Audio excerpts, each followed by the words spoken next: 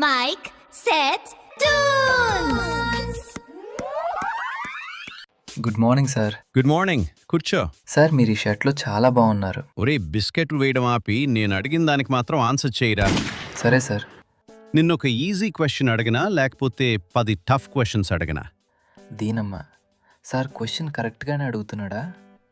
ఏదైతే ఏంటి, మనం 10 టఫ్ క్వశ్చన్లే అడగమని చెప్తాం. అప్పుడే మనకు ప్లస్ పాయింట్ అయ్యి వెంటనే సార్ సెలెక్ట్ చేసేస్తాడు. సార్ 10 టఫ్ క్వశ్చన్స్ అడగండి. అదేంట్రా, ఎవరైనా ఒక ఈజీ క్వశ్చన్ అడగమని చెప్తారు కానీ నువ్వేంటి 10 టఫ్ క్వశ్చన్స్ అడగమని చెప్పావు? సార్ నేను చెప్పే ఆన్సర్స్కి మీకు 10 క్వశ్చన్స్ అడిగి ఓపుకుండక ఒక్క క్వశ్చన్తో మీకు మొత్తం అర్థమైపోయేలా చేస్తాను నేను. అబ్బా, ఓవర్ యాక్టింగ్ బాగుంది. సరే, ఫస్ట్ క్వశ్చన్ విను. నువ్వు ఒక రేస్లో పరిగెడుతూ సెకండ్ పొజిషన్లో ఉన్నవాడిని ఓవర్టేక్ చేస్తే ఇప్పుడు నువ్వు ఏ పొజిషన్లో ఉంటావు? Second position sir. సెకండా? ఎలా చెప్తున్నావు? సెకండ్ ఉన్నవాడిని ఓవర్టేక్ చేస్తే ఫస్ట్ కదా రావాలి. సార్ మీరు టఫ్ క్వశ్చన్ అడుగుతాను అని మాట తప్పారు. మీరు మాట తప్పారు అంటే మీ సెలెక్షన్ ప్రాసెస్లో ఎర్రర్ ఉన్నట్టు.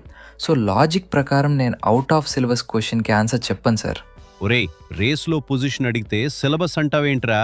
మరి అంతే కదా సార్. టఫ్ క్వశ్చన్ అడగకుండా నన్ను కన్ఫ్యూజ్ చేసినందుకు కాంపెన్సేషన్గా ఆఫర్ లెటర్ ఇచ్చి పంపించేయండి. రేయ్, నిన్ను చంపేస్తాను. చూసారుగా ఫ్రెండ్స్, టాలెంట్ని చూసి భయపడుతున్నారు. తొక్కులో ఇంటర్వ్యూ. మనకి కెరీర్ కంటే సెల్ఫ్ రెస్పెక్ట్ ముఖ్యం. వెంటనే వెళ్ళి సబ్స్క్రైబ్ చేసేయండి. మీకు ఆన్సర్ తెలిస్తే కామెంట్ చేయండి. నేను వెళ్ళి వేరే మేనేజర్ని కన్ఫ్యూజ్ చేస్తా.